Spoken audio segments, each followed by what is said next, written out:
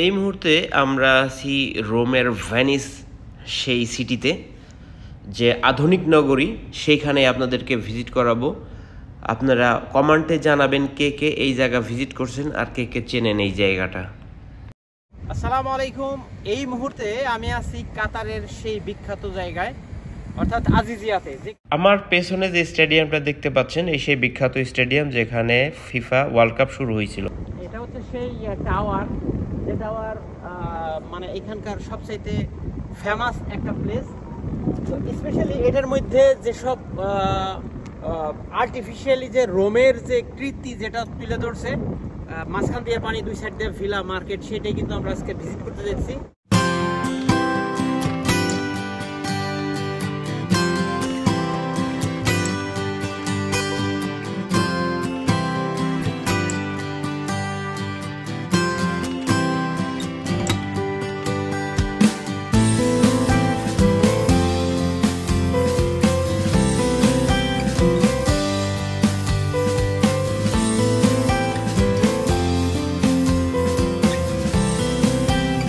ভাই, শর্মা তো বিশ্বের অনেক দেশে খাইছি, অনেক প্রাইসে খাইছি, বাট এইখানের যে প্রাইসটা, এটা অ্যাবসলিউটলি কি বলবো, হাই প্রাইস ছিল।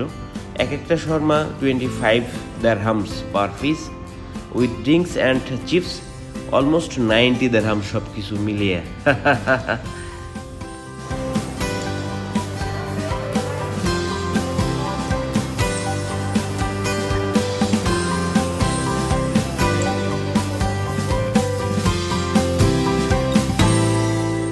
তো এই এরিয়ার কথা যদি বলি, এরিয়া কিন্তু একেবারে ছোট না, অনেক বড় এরিয়া।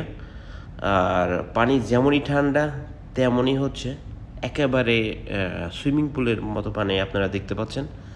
লেন্থ হচ্ছে অলমোস্ট 1.5 থেকে প্রায় 2 কিলোমিটারের মতো লম্বা।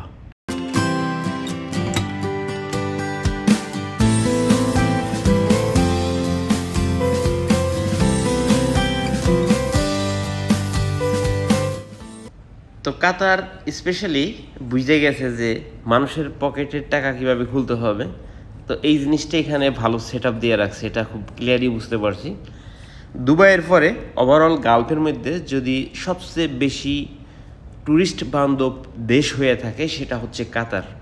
কারণ কাতারে এরকম ট্যুরিজম প্লেস বেশ কয়েকটা বানায় রাখছে, যেখানে মিলিয়ন বিলিয়ন দিরহাম তারা ইনভেস্ট করে রাখছে পর্যটকদের জন্য। এইখানে গেলে যে কেউ, খাবার হোক, নৌকায় চড়া হোক বা কেনাকাটা হোক, আমরা তো এখানে নৌকায় উঠলাম, খাবার খেলাম, ফ্রুটস কিনে নিয়ে আসলাম, তার মানে ট্যুরিস্ট গেলে এখানে ওদের বিজনেস আছেই, এটাই সেট আপ দিয়ে রাখছে মাশাআল্লাহ। তো শর্মার দাম যাই হোক না কেন, ভিতরে যে ম্যাটেরিয়ালস বা মশলা দেয়, হ্যাঁ, এইগুলা কিন্তু একটু স্পেশালি ছিল।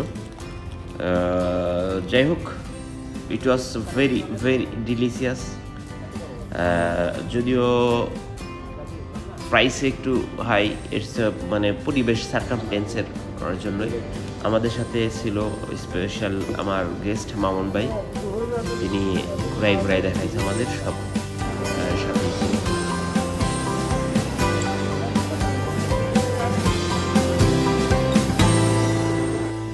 যারা আজিজিয়া অর্থাৎ প্লাজো মলে আসবেন তারা অবশ্যই নৌকা ভিজিট করতে পারেন, পার হেড 10 দিরহামস। বাট যদি আপনি একলা ভিজিট করেন সেক্ষেত্রে আপনাকে 20 দিরহাম পে করতে হবে এক রাউন্ডের জন্য। তো আমরা 3 জন ছিলাম, এই জন্য আমরা 3 জনেই 30 দিরহাম দিয়ে 3 জনেই নৌকাটি ব্যবহার করেছি। 4 জন হইলে হয়তো 40 দিরহাম, এটাই ছিল প্রাইস। তো প্রাইস যাই হোক, এইখানে আসার পরে যদি নৌকায় না ওঠা হয় তাহলে বিষয়টা অন্যরকম লাগতো। যেহেতু স্পেশাল, সেই কারণে আমরা নৌকাটা ব্যবহার করছি, খুবই ভালোই লাগছে। সবচাইতে বড় বিষয় হচ্ছে এটা যে পরিবেশ চারিদিকে এত সুন্দর, আর উপরে যদি আপনি খেয়াল করেন তাহলে আপনার সম্পূর্ণ আকাশের মতোই মনে হবে এখানে। ভিউয়ার্স, এই ছিল আজকে আমাদের 3য় দিনের আয়োজনে। আগামীকাল আমরা ইনশাল্লাহ চলে যাব দুবাইয়ে। তো ভিডিওটা কেমন লাগলো অবশ্যই কমেন্ট করবে জানাবেন, আর কে কে আসছিলেন এখানে কমেন্ট করতে ভুলবেন না।